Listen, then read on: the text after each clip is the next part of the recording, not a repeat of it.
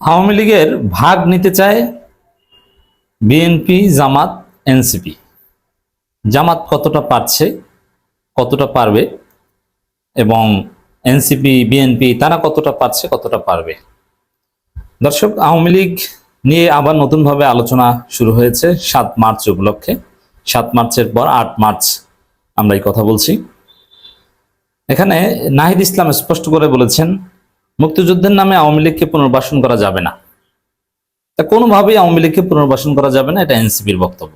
জামাতেরও same বক্তব্য যে আওয়ামী লীগকে পুনর্বাসন করা যাবে না, এবং বিএনপির অবস্থানও কিন্তু সেম। আপনি দেখেন যে ৭ মার্চ ভাষণ বাজানোয় আওয়ামী লীগের অনেক নেতাকর্মীকে বিভিন্ন জায়গা থেকে গ্রেপ্তার করা হয়েছে। ধানমন্ডিতে ছোট্ট মাইক দিয়ে কয়েকজন একটু ছোট করে ৭ মার্চের ভাষণ বাজানোর চেষ্টা করা হয়েছিল, তাদেরকে গ্রেপ্তার করা হয়েছে ৪ জনকে। চাঙ্গারপুল থেকে 2 জনকে। দেশের বিভিন্ন জায়গায় ৭ মার্চের ভাষণ বাজানোর অভিযোগে বিএনপি সরকার আওয়ামী লীগের লোকজনকে গ্রেপ্তার করেছে। অতএব এই জায়গায় কিন্তু বিএনপি, জামাত, আওয়ামী লীগ এক, যে তারা আওয়ামী লীগকে কোনো স্পেস দিবে না। কিন্তু কি করবে তাহলে? এদিকে আমরা দেখছি যে বিএনপি সরকার আওয়ামী লীগের অনেককে জামিন দিচ্ছে, আবার অনেককে ধরছেও, আবার অফিস টফিস খুলছে, তেমন কিছু বলছে না, অফিস খোলার পর আবার ধরছেও। মানে বিএনপির মধ্যে স্পষ্টত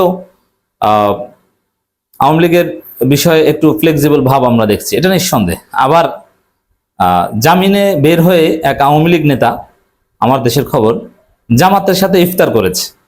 একদম সদ্য জামিনে বের হয়ে জামাত ইসলামীর নেতাদের সাথে ইফতার করেছে। সামনে স্থানীয় সরকার নির্বাচন আসছে, বিভিন্ন জায়গায় জামাতের লোকজন আওয়ামী লীগের লোকজনের সাথে একটা আন্ডারস্ট্যান্ডিং করার চেষ্টা করবে, বিএনপি করছে, এনসিপি যেখানেই সুযোগ আছে সেখানেই এই চেষ্টাটা করছে বা করবে। তো এইটা ধরনটা কি দেখেন। প্রথম কথা হচ্ছে যে এই যে নাহিদ ইসলাম বলছেন মুক্তিযুদ্ধের নামে আওয়ামী লীগকে পুনর্বাসন করা যাবে না, আর জামাত যে বিবৃতি দিল কয়েক দফায় যে জামাতের অফিস খোলা, জামিন, এটা নিয়ে আমরা উদ্বিগ্ন, এবং বিএনপি যে এই আওয়ামী লীগের লোকজনকে গ্রেপ্তার করছে জাস্ট ৭ মার্চের এই ঐতিহাসিক মহান ভাষণ, বাংলাদেশের ইতিহাসে সর্বশ্রেষ্ঠ ভাষণ বাজানোর অভিযোগে, এগুলো সব কিছু লক্ষ্য উদ্দেশ্য এক। কি? যে আওয়ামী লীগ, তোমরা এদেশের নাগরিক, তোমরা আছো, থাকবা, তোমরা আওয়ামী লীগ হিসাবে থাকবে না, তোমরা বিএনপি চায় যে বিএনপি হিসাবে থাকো, বিএনপির ভোট ব্যাংক হিসাবে থাকো। এমনকি বিএনপির আওয়ামী লীগের ছোট্ট একটা অংশকে হয়তো বিএনপি আত্মীকরণ করবে, যে সরাসরি তোমরা বিএনপিতে যোগ দাও, কিন্তু বিএনপি চাইবে যে আওয়ামী লীগ, তোমরা আওয়ামী লীগ হিসাবেই থাকো, কিন্তু তোমাদের আলাদা কোনো অস্তিত্ব থাকবে না, তোমরা নির্বাচন করতে পারবে না, তোমরা থাকবে সবসময় দৌড়ের উপর, আর বাঁচতে হলে আমাদের ভোট দিয়ে আমাদের অনুগত থাকতে হবে। একবার ভোট দেবা, কয়েক মাস ভালো থাকবা, মেয়াদ শেষ হয়ে যাবে, আবার মাইর খাবা, আবার ভোট দিবা, আবার ভালো থাকবা কয়েক মাস, মেয়াদ শেষ হয়ে যাবে, আবার মাইর খাবা। বিএনপির সিস্টেম হচ্ছে এটা। তাই আওয়ামী লীগের অনেক দর্শক আছে আমার, আপনাদের এটা বোঝা দরকার যে আপনাদেরকে মাইরের উপর রেখে, দৌড়ের উপর রেখে বিএনপি আপনাদের ভোটটা নেবে। আর এখানে একটা সূক্ষ্ম বিষয় বুঝতে হবে যে আওয়ামী লীগ কেন, বিএনপি কেন আওয়ামী লীগকে পুরোপুরি বিএনপির মধ্যে আত্মীকরণ করে রাখবে না। কারণ এটা রাখবেন এরকম যে আওয়ামী লীগ আলাদা থাক, একদিকে আওয়ামী লীগের সাথে জামাত, এনসিপির মারামারি বাঁধুক, এটা বিএনপি চাইবে, আর আমরা নির্বিঘ্নে দেশ চালাই, আবার ভোটটাও যেন আমরা পাই। তো যাতে আওয়ামী লীগ, জামাত অথবা আওয়ামী লীগ, এনসিপি মারামারি বাঁধে, এজন্যে আওয়ামী লীগকে রিফাইন্ড আওয়ামী লীগ বা অন্য নামে হলেও মোটামুটি সংঘবদ্ধ হওয়ার সুযোগ বিএনপি দিবে, এবং তাদেরকেই দৌড়ের উপর রাখবে, এবং তাদের ভোটটা চাপ দিয়ে বিএনপি নেওয়ার চেষ্টা করবে, যেরকম 12 ফেব্রুয়ারি নিতে পেরেছে। 12 ফেব্রুয়ারির মেকানিজমটা একটু দেখেন,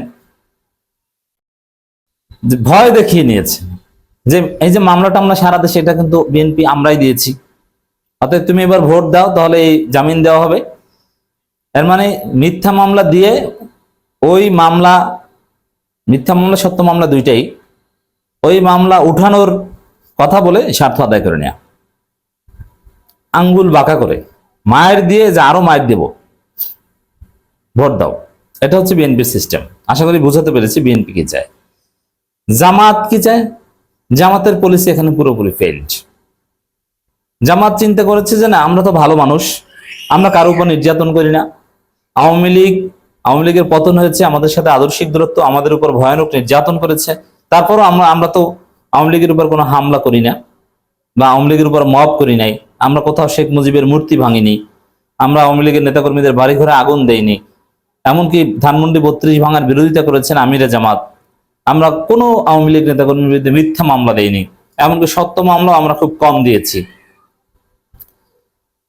তাতে তো আওয়ামী লীগের লোকজন যদি ভালো থাকতে চায়, জামাতের কাছে নিরাপদ, এই চিন্তা করেছে জামাত যে আমরা আওয়ামী লীগের ভোট পাবো, ভাগ পাবো। এটা হচ্ছে 12 ফেব্রুয়ারি আগের চিন্তা। কিন্তু এখন আওয়ামী লীগের জামাতের লোকজনকে আমরা বুদ্ধি দিয়েছি যে এইভাবে কাজ হবে না। আওয়ামী লীগের ভোট ব্যাংকের ভাগ, আওয়ামী লীগের কিছু ভোট ব্যাংক আছে, আওয়ামী লীগ কখনোই আর ফার্স্ট বা সেকেন্ড দল হিসাবে এক্সিস্ট করবে না বাংলাদেশে, ফোর্থ ফিফথ দল হিসাবে থাকবে, ওটারও গুরুত্ব আছে। আর থার্ড দল হলে তো এটার অনেক গুরুত্ব। ক্ষমতা আসতে পারবে না, কিন্তু কাউকে না কাউকে ক্ষমতা আসতে সহায়তা করতে পারবে, এটাও বা কম কিসে। এক সময় জামাতের যে অবস্থান ছিল থার্ড দল বাফার পার্টি, বা একসময় জাতীয় পার্টির যে অবস্থান ছিল থার্ড দল বা বাফার পার্টি, আওয়ামী লীগ সেরকম হতে পারে, বাট ক্ষমতায় আলাদাভাবে আর কোনোদিন আসতে পারবে বলে মনে হচ্ছে না। কারণ শেখ হাসিনা অধ্যায় শেষ হয়ে যাচ্ছে এমনিতেই, ন্যাচারালি শেখ হাসিনা মারা যাবেন। তা নেতৃত্ব দিবে কারা? আর জনগণ কখনো আওয়ামী লীগ ওইভাবে গ্রহণ করবে না। তবে আওয়ামী লীগের একটা ফিক্সড ভোট ব্যাংক আছে, একটা নির্দিষ্ট জনশক্তি আছে। তো দর্শক, জামাতের লোকজনকে আমরা বুদ্ধি দিই যে এভাবে চলবে না, আপনারা আঙ্গুল বাঁকা করেন, বিভিন্ন জায়গায় আপনাদের শক্তি দেখেন। রাজনীতি হচ্ছে শক্তির খেলা, ভদ্রতার খেলা না। ভদ্রতা দিয়ে খুব কম মানুষকে আকর্ষণ করা যায়, আর ওই আকর্ষণ দিয়ে রাজনীতি টিকে থাকা যায় না। আপনাকে শক্তি অর্জন করতে হবে, দেন আওয়ামী লীগের সাথে শক্তি দিয়ে ডিল করতে হবে। এনসিপি জামাতের চাইতে এক্ষেত্রে চালাক। এনসিপির নীতিটা বিএনপির সাথে, এনসিপিও আওয়ামী লীগকে ভয় দেখিয়ে তাদের ভোট ব্যাংক নিতে চায়, যে মাইরের উপর থাকবো, খবর আছে, মাফ করবো, একদম আগুন জ্বালিয়ে দেবো, আমরা বৈষম্য বিরোধী ছাত্র আন্দোলন একদম সব পুড়িয়ে দেবো, অফিস টফিস সব খেয়ে ফেলবো। অতএব কি করার? বিএনপির সাথে পার্থক্য যে বিএনপি আওয়ামী লীগের আলাদা একটা অস্তিত্ব চায়, যাতে জামাত এবং এনসিপির সাথে মারামারি বাঁধে। আর এনসিপি চায় না আওয়ামী লীগের আলাদা কোনো অস্তিত্বই থাকবে না, আওয়ামী লীগ এনসিপির সাথে আত্মীকরণ হোক। কোনো আওয়ামী লীগ যদি এনসিপিতে যোগ দিতে চায়, এনসিপি তাকে গ্রহণ করে, একদম মারাত্মক অপরাধী বা মামলা আসামি না হলে আওয়ামী লীগ থেকে এনসিপিতে আসার কোনো ব্যাপার না। এবং এনসিপি চায় এটা, যে তোমরা আলাদাভাবে সংগঠিত হতে পারবে না, কিন্তু তোমরা এনসিপি করো, এনসিপি তোমাদের জন্য একটা ভালো জায়গা। এবং আওয়ামী লীগের লোকজন সবচেয়ে বেশি অদূর ভবিষ্যতে কোন দল করবে? উত্তর হচ্ছে এনসিপি করবে। কারণ আওয়ামী লীগের লোকজন অভ্যস্ত চেতনা ব্যবসা করে, এখন এনসিপি চেতনা ব্যবসা দুইটাই করবে। এই যে বলছে যে মুক্তিযুদ্ধের নামে আওয়ামী লীগকে পুনর্বাসন করা যাবে না, এর মানে মুক্তিযুদ্ধ ব্যবসা এবং 24 ব্যবসা দুইটাই এনসিপি করবে, লিখে রাখেন। এবং দুইটা এনসিপি করবে বলে আওয়ামী লীগকে তারা অনেকটা ধারণ করতে পারবে, এবং আওয়ামী লীগের লোকজন এখানে আশ্রয় খুঁজে পাবে। 7 মার্চের ভাষণ ইত্যাদি ইত্যাদি, এগুলো কি কোনো আওয়ামী লীগ চলবে না, এটা এনসিপি বাজাবে। বুঝছেন খেলাটা কোন জায়গায়?